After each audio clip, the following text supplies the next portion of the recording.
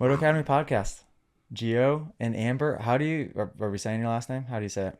Mejia. It's like Mejia. the J is like an H. So like when you think like fajita, Mejia. Oh. Yeah. Okay. Gio and Amber Fajita. Mejia. Trip winners. Couple of trip winners flying in from Memphis, Tennessee. Awesome. So we flew these guys in Thursday night? Yep. Thursday. Mm-hmm. Thursday Morning. Morning. Yep. Yeah, morning. Thursday morning. And you're going to fly home tonight. Yep. These trips have been very different each time. And I remember saying this when you first got in the car. And we're going to try something a little different this one and make it feel slightly more balanced.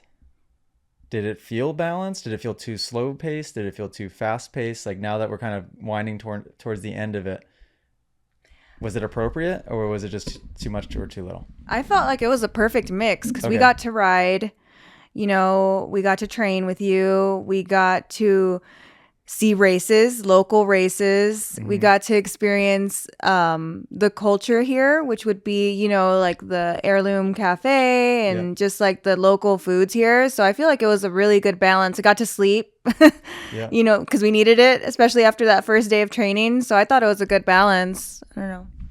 I'm glad to hear that because I would hope to think the same. I mean, we've had some, I was talking yesterday about Christian and Premix Papa that were on one of the trips with us. They flew into DC and they spent 3 days probably of non-stop. It was non-stop. And I think the problem with that too is I probably got a chance to spend more proper one-on-one time with you guys than I have anybody else so far because it was a little bit more strategically planned out. Right. Yeah. I think in that sense. Yeah, we're really appreciative of the one-on-one time, especially on the drives to the track. Like, we counted it up and it was like we got 6 hours of getting to talk to you. We Like, should have podcasted then. Yeah, right. like Yeah. 6 We hours. definitely should have. Yep. So that was good. That was really helpful.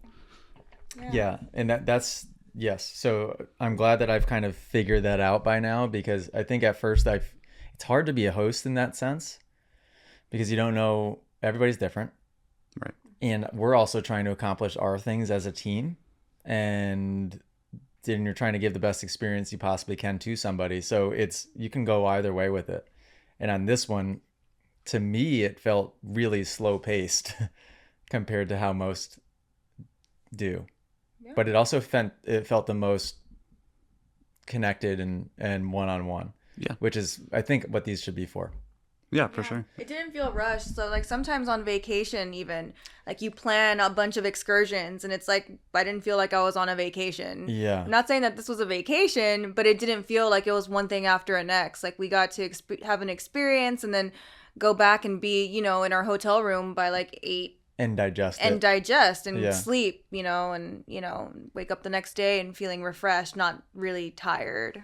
If you guys enjoyed this podcast clip and you want to listen to full episodes, you can do so on Spotify and Apple Music. If you want to send in your own video submission, you can join us in the Moto Academy family inside of the Moto Academy app by just going to themotoacademy.com. That's also where you can sign up for a class. Okay, guys, see you next episode.